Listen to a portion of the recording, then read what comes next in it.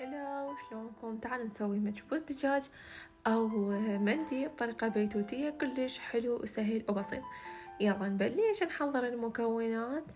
وهنا شنو عندنا حبايتين من البصل وحباية كبيرة من الثوم، يعني ما مقشرينه، هو بكاملهم. وهسه نجيب الجدر ونخليه على النار ونخلي بيه شنو كمية الدجاج اللي عندنا. احنا عندنا دجاجة واحدة، وهسه راح نخلي عليهم البصل والثوم. تمام. وبعدين شنو راح نخلي عليهم همينة مي، المقدار مال مي لحد ما يغطي الدجاجة، يعني بأكثر من مستواها، شوية ضعف لأن نريد التمن همينة تستوي ونريدها للتمن.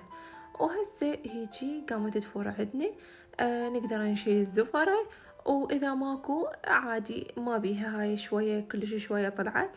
وهسه نحضر البهارات طبعا مشكلة، عندنا نومي ودارسين وهيل، وطبعا راح اكتب لكم التكملة مال البهارات الباقية جوا بصندوق الوصف.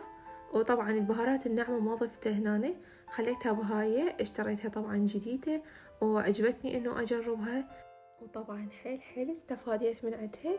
مثلا من تاكلون ما تجيكم الطعم يجي قوي او فدشي بهارات تجيب حليبكم من هاي العدلة، فبهاي الناحية استفادت من عندها. وهسه رشيت لهم ملح، ورشيت بعدين همينة فوقاهم بابريكا وشطة حارة. وهسه هنا بعد ما فرت زين راح نسد الجدر ونخليها تقريبا أقل ساعة. وبعدين بعد ما استوت طبعا خليت دهن بالجدر وخليت عليهم ملح شوية. طبعا هذا التمن غسلته كل زين ونكحته تقريبا ساعة.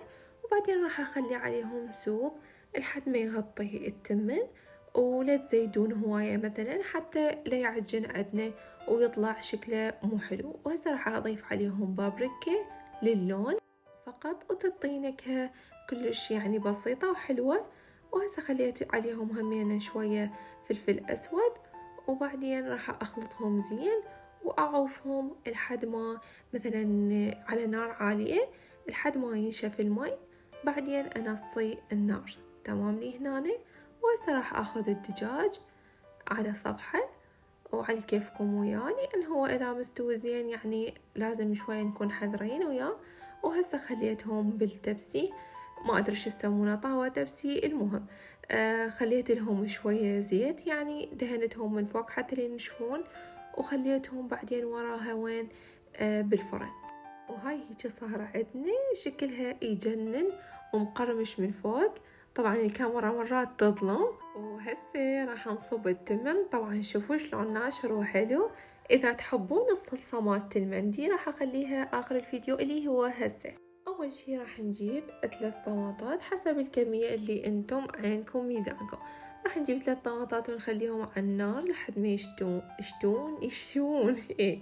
المهم راح نجيب هنا همينة عندنا ثوم خاشوقة تقريبا مال اكل، وخاشوقتين من البصل.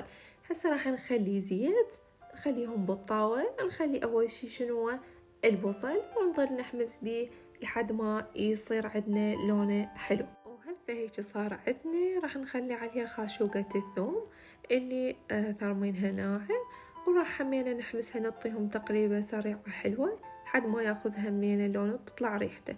وهسه هاي الطماطة طبعا مشويناها راح نقشرها بسهولة، راح نوخر هذا المحروق وشي والقشر كله. وهيجي صارت عندنا من قشرناها.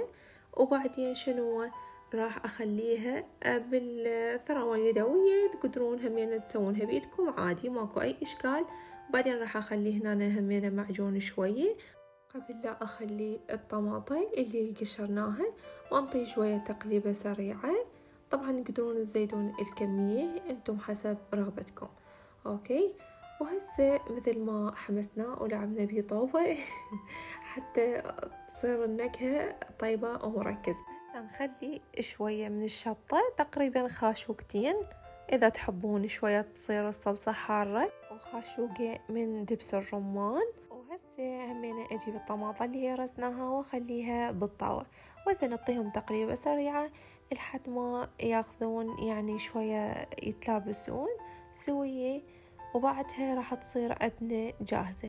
وبعد ما خلطتها وتذكرت انه اني ناسية الملح ولازم اخلي ملح لان تخرب الوصفة كلها اذا ما خليت ملح.